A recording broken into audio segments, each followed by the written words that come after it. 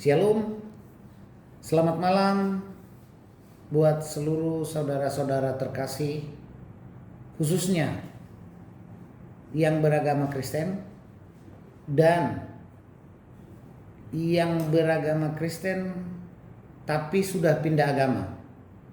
Tetapi yang agama lain saya mohon untuk di skip saja dan dilewatin, karena ini hanya kepada orang Kristen dan kepada mantan Kristen, karena mungkin siapa tahu dulu pernah belajar tapi lupa. Itulah tujuan daripada video ini. Dan video ini saya buat, ini adalah episode kedua, untuk memotivasi saudara-saudara terkasih untuk membaca baik-baik firman Tuhan. Karena saya bisa menerangkan begini hanya sebagian kecil. Ada banyak yang saya dapat dari pelajaran Alkitab itu yang gak mungkin bisa saya sampaikan di dalam keterangan ataupun video seperti begini. Hari ini kita masuk di episode kedua, yaitu tentang kain kapan tidak perlu bagi orang Kristen. Tetapi karena mungkin saya terangkan lewat bahasa tubuh dengan kata-kata kurang pas, maka saya akan coba menerangkan lewat papan yang ada di belakang saya. Terima kasih, mari kita simak baik-baik. Oke, firman Tuhan selalu harus berpatokan kepada apa yang difirmankan oleh Tuhan Yesus, yaitu akulah jalan kebenaran dan hidup. Tidak ada seorang pun yang sampai kepada Bapa kalau bukan melalui aku. Firman itu adalah sejak penciptaan bumi, laut dan segala isinya, sampai kepada kedatangan Tuhan Yesus kembali ke dunia itu untuk menghakimi orang yang hidup dan yang mati. Maka sekarang selalu harus saya awali dengan sebuah jalan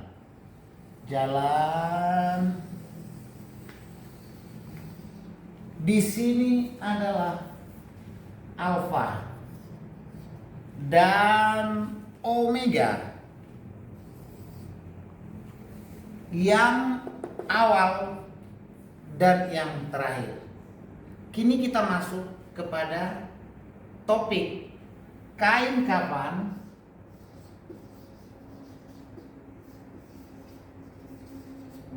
tidak perlu bagi orang Kristen. Apa alasannya untuk menerangkan bahwa kain kapan tidak perlu bagi orang Kristen? Adalah kita harus mengawali daripada kisah Adam. Adam diciptakan Tuhan sebagai manusia pertama, penghuni bumi. Kematian Adam tidak ditulis pakai kain kapan. Lanjut kepada orang-orang hebat, kematian Nuh tidak pakai kain kapan. Kematian Abraham tidak pakai kain kapan. Kematian Ishak dan kematian Yakub atau Israel tidak pakai kain kapan. Kematian daripada Yusuf, anak Yakub, yang dibawa tulang-tulangnya, tidak pakai kain kapan. Maka sampai kapan? Sampai di garis siapa di dalam Alkitab ada ditulis kain kapan? Yaitu, ini nolnya, nol, tidak ada kain kapan ini. Pertama adalah di zaman Lazarus. Tapi sebelum kita masuk ke sini, kita harus bahas dulu bahwa di zaman dari Adam ini, ada, mungkin saya ambil dua saja dulu contoh. ada dua manusia yang diangkat oleh Tuhan naik ke surga. Naik ke surga tanpa kain kapan, yaitu Henokh dan Elia. Ini diangkat langsung oleh Tuhan ke surga tanpa kain kapan. Nah, kita masuk ke Lazarus yang pakai kain kapan. Nah, Lazarus ini pertama pakai kain kapan di dalam Alkitab. Nah, nomor 1 ini.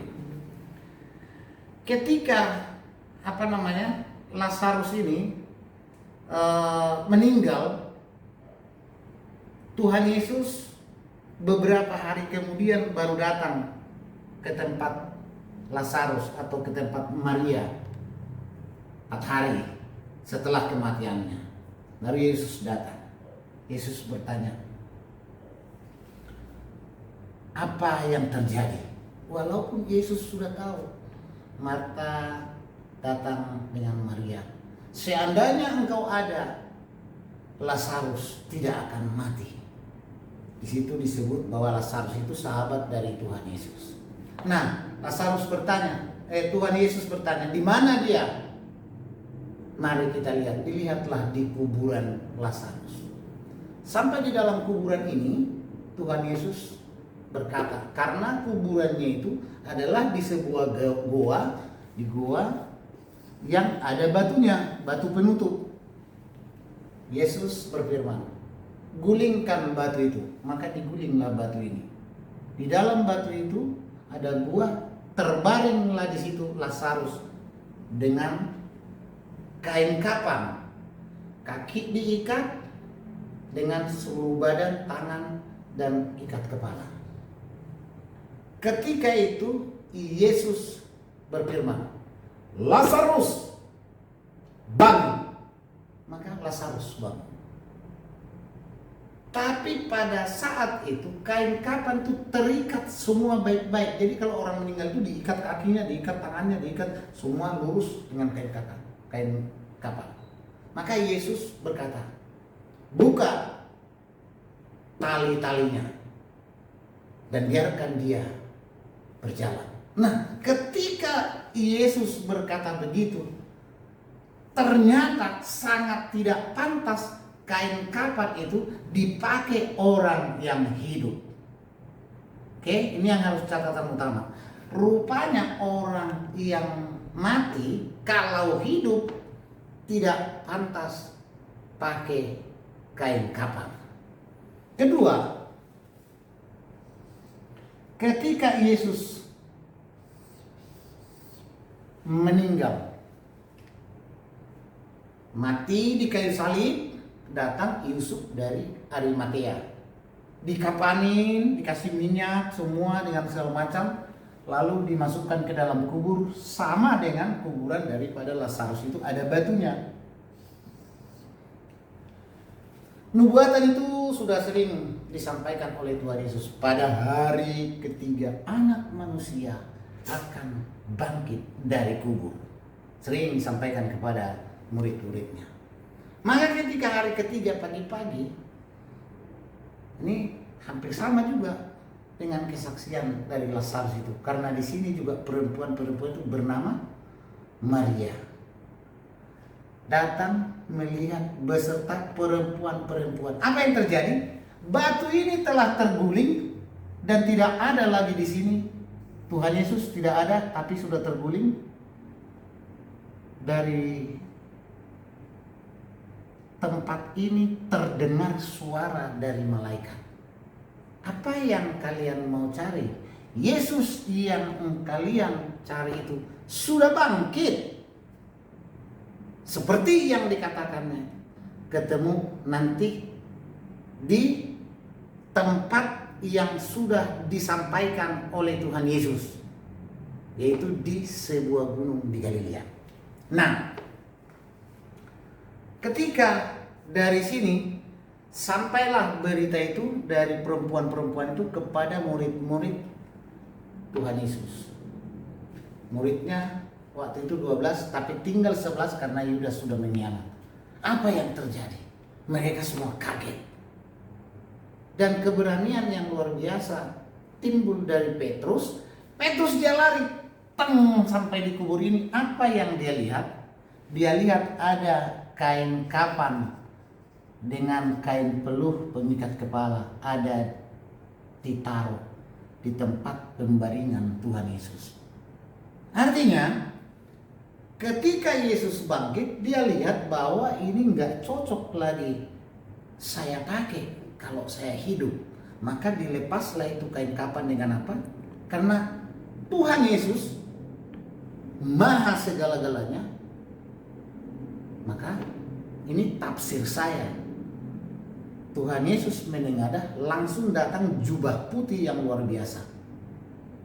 Bisa datang jubah putih yang luar biasa. Itu kepada Tuhan Yesus. Tapi mungkin kepada kita-kita ini belum tentu kita bisa dapat untuk mendapatkan jubah putih. Artinya setiap manusia yang meninggal dipercayai oleh orang Kristen akan bangkit dari kubur. Akan bangkit dari kubur. Jadi ketika orang bangkit dari kubur, dia hanya pakai kain kapan, tidak layak dipakai orang yang hidup. Maka dari situ saya mengambil kesimpulan dari pembacaan Alkitab yang saya sudah bolak-balik lebih dari 12 kali, mengambil sebuah, walaupun itu mungkin dikatakan tafsir, maka kita orang Kristen tidak boleh pakai kain kapan, tapi pakailah kelayakanmu sebagai seorang manusia yang bangkit dari alam kubur. Pakaian apakah yang cocok dipakai orang yang bangkit dari alam kubur? Yesus, saya sangat setuju. Kalau suami atau bapak-bapak atau laki-laki meninggal, pakaian yang bagus, pakai dasi, pakai jas, pakai sepatu, pakai apa? Ibu-ibu atau perempuan atau gadis atau apa atau siapapun yang meninggal dari kaum perempuan didandanin rapi-rapi, di make upin. Jadi ketika sangkakala bunyi, ketika nanti Yesus datang kembali untuk menghakimi orang yang hidup dan yang mati itu, maka kita akan bangkit seperti orang yang dibaringkan. Tadi seperti orang yang dibaringkan itu. Nah, jika kita pakai kain kapan, kita bangkit kembali, maka kita akan sibuk menjaga kain kapan itu sebagai pakaian kita. Tapi kalau kita lengkap dengan pakaian yang bagus, pakaian yang bagus, yang sopan, contohnya pakai jas, pakai sepatu dengan apa, begitu kita trompet atau sangkakala bunyi, hidup kita semua manusia sudah lengkap. Ketemu orang tua, hormat bapak, bisa peluk, ketemu dengan istri, ketemu dengan anak-anak, ketemu dengan siapapun, bahkan ketemu dengan sang juru selamat itu. Kita sudah tidak sibuk lagi menjaga anggota tubuh kita atau memegang atau menguasai kain kapan karena pakaian kita sudah bagus. Itulah mungkin dari sekedar sebuah cerita tentang kain kapan ini.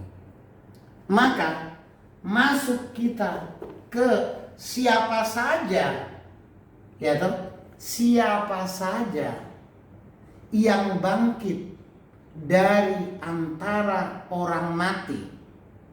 Siapa saja yang bangkit dari orang mati, lalu dia pakai kain kapan, tapi kain kapannya dibuang hanya satu, yaitu Yesus Kristus ditinggalkan, dibuang kain kapannya di kuburan. Tetapi Lazarus yang bangkit dari orang mati, Lazarus yang bangkit dari kematiannya, dia tidak bisa hidup dengan baik ketika dia bangun pakai kain kapan, apalagi kain kapannya itu diikat. Kira-kira begitu. Kita masuk kepada orang-orang yang meninggal sesuai dengan pakaiannya yang dibangkitkan oleh Tuhan. Ingat ya, yang dibangkitkan oleh Tuhan, yaitu ketika Nabi Yehezkiel dibawa Tuhan ke suatu lembah yang banyak sekali tulang belulang berantakan. Jadi banyak tulang belulang di satu lembah itu. Tuhan berfirman kepada Yehezkiel, Yehezkiel, bisakah tulang-tulang ini hidup? Datang Yehezkiel, Engkau yang maha mengetahui, ya Tuhan, ya Allah. Maka berfirmanlah Tuhan, disampaikanlah kepada Ezekiel dan dituntunlah Ezekiel membangunkan dan menghidupkan semua tulang-tulang yang berantakan itu. Maka bangkit dan atau hidup, bangkit atau hidup kembali. Tulang-tulang itu hidup kembali. Mereka sejumlah besar tentara. Dari mana mereka tahu tentara? Karena mereka meninggal pakaian tentara dan dia bangun dengan segala senjatanya. Jadi orang yang mati dibaringkan sesuai dengan keadaan apapun, maka dia akan dibangkitkan sesuai dengan kebangkitan tulang-tulang yang berserakan, yaitu tulang-tulang tentara Israel. Paham ya sampai ke situ? Ini kebangkitan yang ada di dalam Alkitab. Kedua, nubuatan. Nubuatan. Kalau di Wahyu ini, ketika sangkakala bunyi, Yesus datang kembali di Wahyu ini, maka alam maut mengembalikan yang matinya. Di situ ada dibilang bahkan laut pun. Jadi kalau di laut itu kan orang mungkin tubuhnya orang itu dimakan ikan ini sedikit, dimakan ikan sana sebagian, dimakan ini sebagian.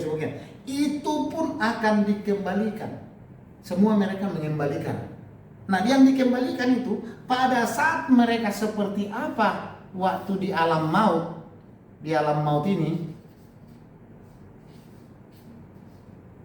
alam maut, dan di laut, yang dibilang di laut ini, di laut, mereka akan hidup kembali seperti begitu. Nah, kalau kita mau dikubur di alam maut pakai kain kafan seperti tadi itu, takutnya kita bangun kembali seperti pakaian kain kafan.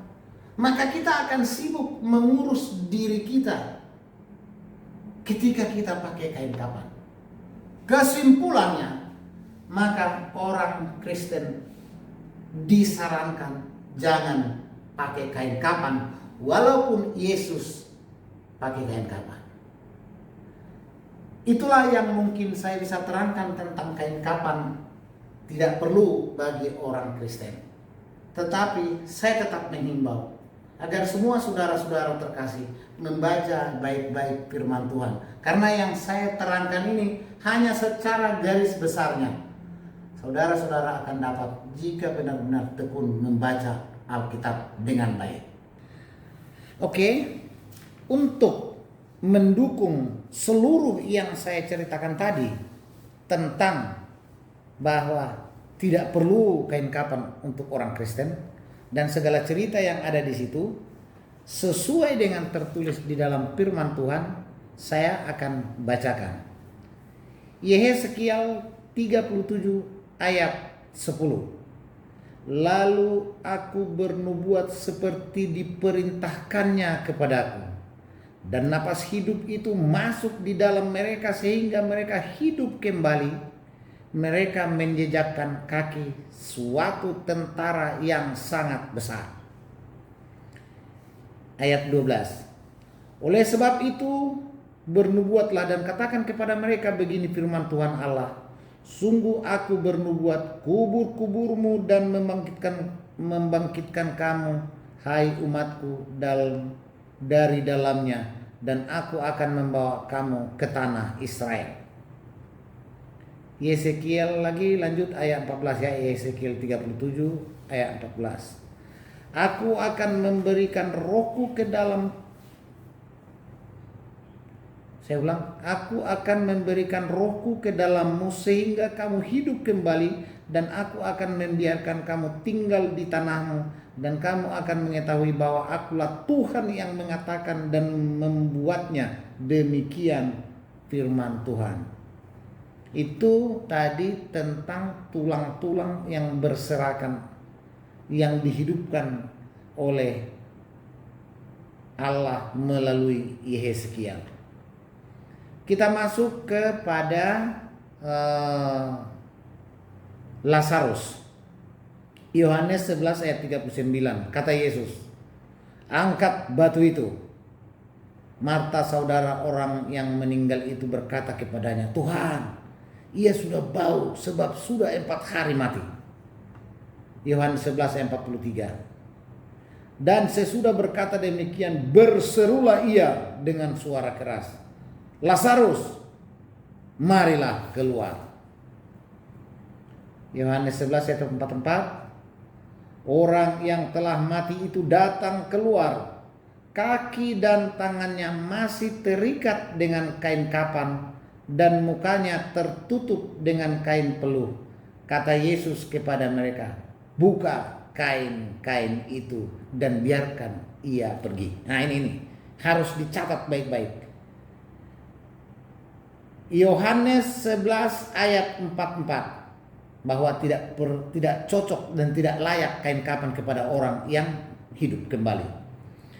Orang yang telah mati itu, Lazarus maksudnya, datang keluar, kaki dan tangannya masih terikat dengan kain kapan, dan mukanya tertutup dengan kain peluh. Kata Yesus kepada mereka, bukalah kain-kain itu dan biarkan ia pergi. Kita masuk ke Lukas 24 ayat 12. Sungguh pun demikian, Petrus bangun. Nah ini kepada Tuhan Yesus ini ya. Sungguh pun demikian, Petrus bangun, lalu cepat-cepat pergi ke kubur itu. Ketika ia menjenguk ke dalam, ia melihat hanya kain kapan saja. Lalu ia pergi dan ia bertanya dalam hatinya, apa kiranya yang terjadi? Jadi ketika Yesus bangkit, kain kapan yang tadi itu ditinggalkan di situ, gitu. Nah, untuk nubuatan pada saat Yesus datang kembali tertulis dalam Wahyu 20 ayat 12. Dan aku melihat orang-orang mati besar dan kecil berdiri di depan tahta itu, lalu dibuka semua kitab, dan dibuka juga sebuah kitab lain, yaitu kitab kehidupan, dan orang-orang mati dihakimi menurut perbuatan mereka berdasarkan apa yang tertulis di dalam kitab-kitab itu. Nah, ketika kita bangkit sesuai dengan keadaan kita, dibaringkan di alam maut itu, kita akan bangkit seperti begitu, menunggu kitab-kitab itu dibuka atau dibacakan atau diadili atau dihakimi kita. Nah pada saat menunggu itu, kalau kita pakai kain kapan, wow, saya tidak bisa bayangkan. Tapi kalau kita berpakaian yang rapi, kepada siapapun kita bisa ketemu dengan baik. Kira-kira mungkin begitu. Yang mengenai di laut, Wahyu 20 ayat 13. Maka laut menyerahkan orang-orang mati yang ada di dalamnya, dan maut dari kerajaan maut menyerahkan orang-orang mati dari dalamnya, dan mereka dihakimi masing-masing menurut perbuatannya. Jadi kalau misalnya kapalnya tenggelam, ya pakaian apa dulu dia, nanti laut akan memberikan pakaian apa dia, posisinya seperti apa. Kira-kira itu mungkin yang bisa saya sampaikan. Mohon maaf sekali lagi, saya menerangkan firman ini tidak akan sempurna. Tapi yang sempurna apabila saudara yang terkasih benar-benar baca baik-baik, maka semuanya akan sempurna sesuai dengan apa yang kita baca.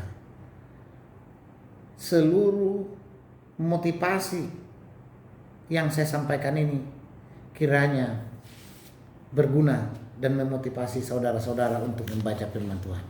Saya sebagai orang Batak mengucapkan horas, horas, horas, shalom, amin, haleluya.